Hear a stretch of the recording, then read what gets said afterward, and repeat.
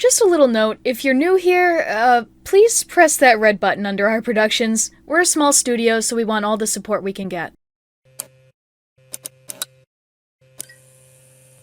Today we are presenting a very special and also different production. Let's start with some context, though. For those of you unaware, one of our most famous suggestions is actually to review animes, like a series or show.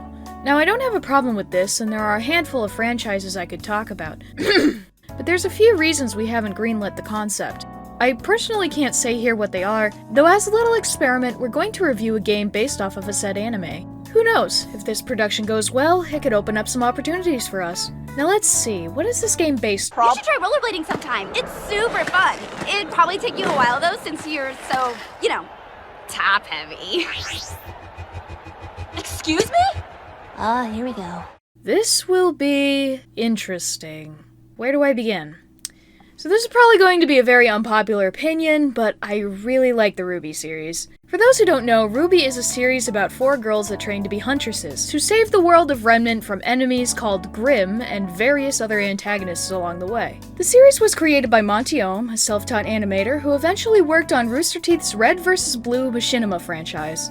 Ohm always had a vision to make his own original show, and that's what RWBY was led up to be. It first premiered its trailer around November of 2012 and launched the first official episode on July 18th, 2013. Since then, the franchise has grown a large fan base, a couple spin-offs/side stories, a ton of merchandise, and some collaborations. In other words, RWBY was and still is very successful. As for the quality of it, that's where things get really complicated. While RWBY is very popular, no doubt about that, it's also infamous for its many flaws in the writing, the animation, and its controversies. I personally don't feel like talking about them here because 1, it's a massive rabbit hole and I don't know where to begin, and 2, we love calling out companies for the bad, but some of these things aren't super relevant and/or aren't in our interest.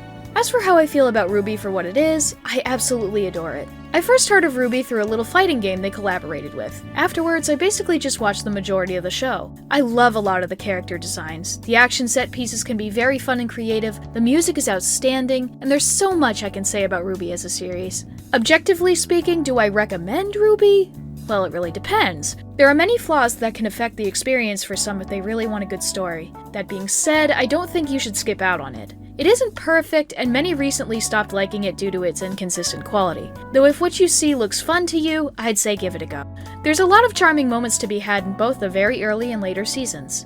Oh geez, this is becoming a RWBY review, isn't it? I will say though, RWBY Chibi is absolutely adorable and I will always recommend it. Anyway, that's enough of the show. It isn't our main focus after all. Rather, its first officially published game, RWBY Grimm Eclipse. Now, I rarely ever see many talking about this title, even from its community. A game based on a series about fighting enemies with its own unique world and rules? I don't see what could go wrong with that. This is our review on RWBY Grimm Eclipse. Our story begins on April 1st of 2014. An independent game developer named Jordan Scott released a RWBY-themed fan game. Originally made in the Unity engine, this title was a simple hack and slash and its main objective is to fight as many waves of Grimm as you can. Assets like character models, textures, and weapons were recreated to mimic the setting of RWBY's Red trailer. This demo took him around 5 months to make and was released on April 1st of 2014 to almost immediate praise. Sadly, due to reasons I'll get to in a bit, the demo is no longer available and I had no luck in finding an archive of it. Though I was able to find some footage and get an idea of how it plays. Just by looking at it, for a game developed by one person in a span of a couple months, this isn't half bad, impressive even. It even showcased decently on how RWBY as a game could look like. Just imagine a full AAA hack and slash where you fight using a scythe that's also a sniper. There's so much potential and I wouldn't be surprised if that's the reason it got so much attention. And that attention was actually more than enough to capture the interest of Rooster Teeth. In just under 24 hours of the demo's release, Scott was contacted by Monty Ohm requesting to further develop and publish the demo as an official RWBY game. Scott took the offer and production on RWBY Grimm Eclipse started with the help of him and various other members on the RT team. Many of them were actually part of the RWBY production crew, like its writers and voice actors. It was by this point that the new subsidiary Rooster Teeth Games was formed. Details about this new project were announced at RTX 2014, a convention dedicated to Rooster Teeth. The CEO of the company even stated the following: "RWBY is a natural choice for us to focus on for our first in-house produced game. Fans can expect that we will bring the same level of originality in action, comedy, and design to the video game that has made the RWBY animated series such a hit." As said earlier, this makes a lot of sense from a marketing standpoint. RWBY is very successful and profitable. It was a somewhat popular and beloved show, so making a game out of it would not only further increase its exposure, but it could mean Rooster Teeth fully becoming a game developer. However, this also meant that the demo would no longer be playable because of use of copyrighted material. There were many improvements since the original demo, like the addition of playing each Team RWBY character, making it more co-op multiplayer focused, and adding a lot more animations and models.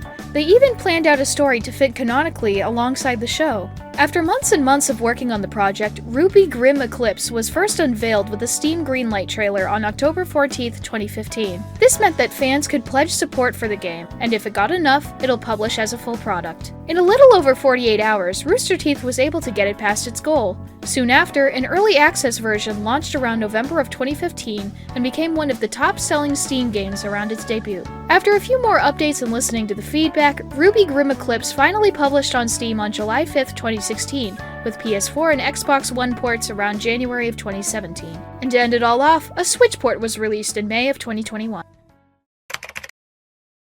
I will be taking most of, if not all of my thoughts after playing the Switch port. It has all the DLC and costumes for the most recent season, and was also the easiest for me to access.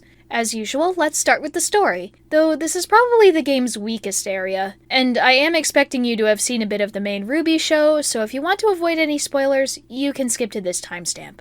Anyway, a brief recap. The story takes place between Volume 2 and 3. One of the professors from the show sent out a report stating that there have been problems with one of the security networks in a region. This eventually leads you to the area and find a logo on its control center. The other professors look deeper into it, and it turns out to belong to Merlot Industries, an abandoned research and development corporation that used to specialize in genetics and AI. This is also when we get some insight about this facility and how its founder, Merlot, was documented as dead a long time ago. However, as we were investigating deeper into what's going on, we find that Merlot himself is still alive and plans to not only cause further experiments on Grimm, but also to use our team as a test subject, so it's up to us to stop. It gets a bit more specific than how I describe it, but that's just a basic idea. Look, I really tried to be interested in the plot.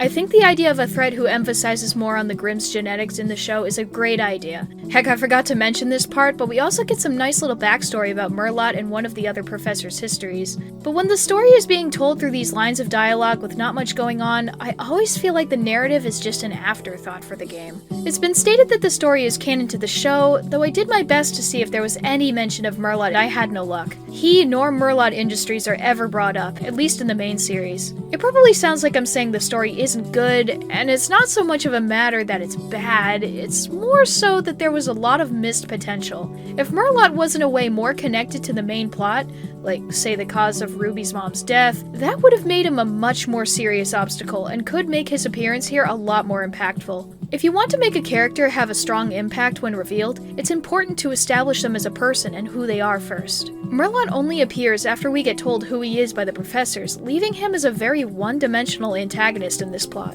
I will say though, the characters themselves definitely feel accurate to their counterparts of the show, even if some lines sound kind of rushed or could use another take or two. They are voiced by the same cast members and truly feel as a small tie in title by that department. To put it simply, the concepts brought in the game aren't necessarily bad, rather the execution of it all was what caused it to be so weak in my opinion.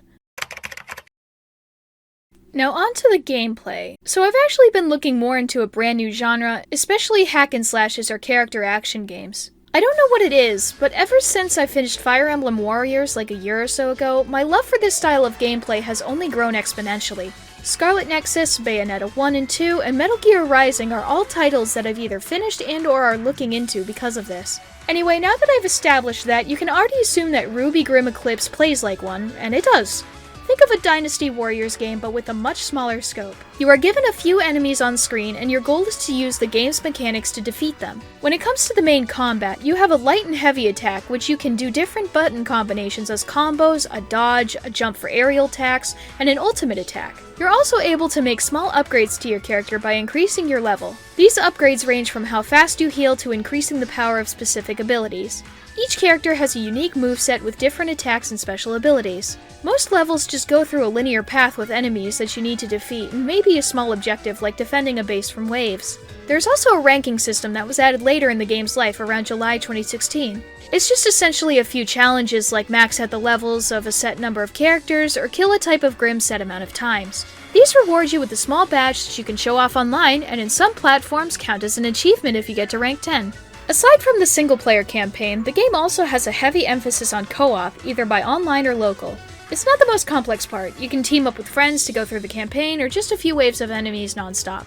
I wasn't able to play this for a few reasons, but looking at the gameplay, it's what you'd expect a co-op mode to work in here. Have a friend help you out on the objectives and can freely explore. To be really honest with you, the game isn't that bad per se, but it does have a major issue of being repetitive. In the first few minutes, I was somewhat entertained. I did my best using all of the characters, and I found Weiss and Blake to be the most fun to play with. Their flow of combos and speed was really fun to use, and I was able to do pretty creative kills with some enemies. However, the game does get a bit tedious and repetitive the more I play. Later on, I switched to John since he was able to kill enemies much faster and efficiently for me. Not to mention his ultimate basically buffs his attacks to do way more damage, and with some spammable moves, you can guess what I've been doing most of the time. This repetitiveness sadly also applies to the Grimm you fight. They do introduce some types that make you think more strategically, but way later down the game they just reuse the same ones with some glowing effect. If you die anytime in a level, you have to redo all of it, and it can be a real pain sometimes. And since the story isn't really enough to keep me going, it was hard to keep myself motivated. Look, let me put the gameplay like this. RWBY Grimm Eclipse isn't that bad,